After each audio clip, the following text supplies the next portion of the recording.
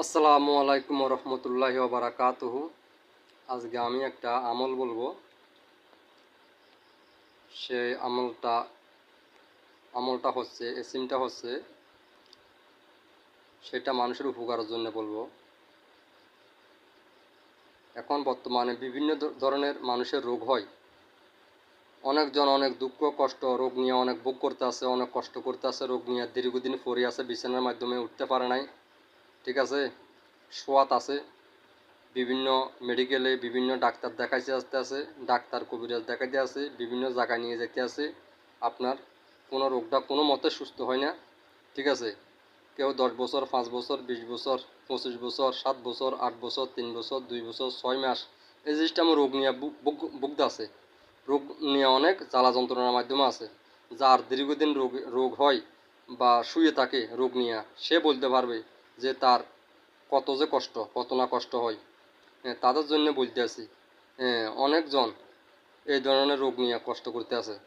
আপনি যদি নিয়ত করে প্রকৃতভাবে আল্লাহ রাব্বুল আলামিনের নাম নিয়ে, আল্লাহ রাসূলের নাম নিয়ে যদি আপনি এই আমলটা করেন, ঠিক আছে, এই আমি যে এসিমটা বলবো সেই এসিমের উসিলাই আল্লাহ রাব্বুল আলামিনের নাম লইয়া আপনার রোগ ইনশাআল্লাহ আল্লাহ মুক্তি করবে, আপনি সুস্থ হবেন আল্লাহ রাসূলের নাম নিয়ে। আমি যে এসিমটা বলবো অত্যন্ত পাওয়ারফুল এসিম, ঠিক আছে।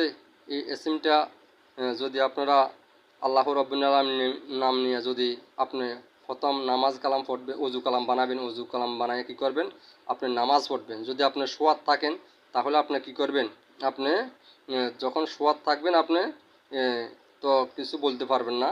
যদিও মুখ যদি সচল থাকে, যদি কথাবার্তা বলতে পারেন, তাহলে তো আপনি কী করবেন, এই এসিমটা আপনি কী করবেন, আপনি ওই সুন্দরভাবে আপনি প্রথম দুরূদ শরীফ 3 বার কিংবা 11 বার পড়বেন।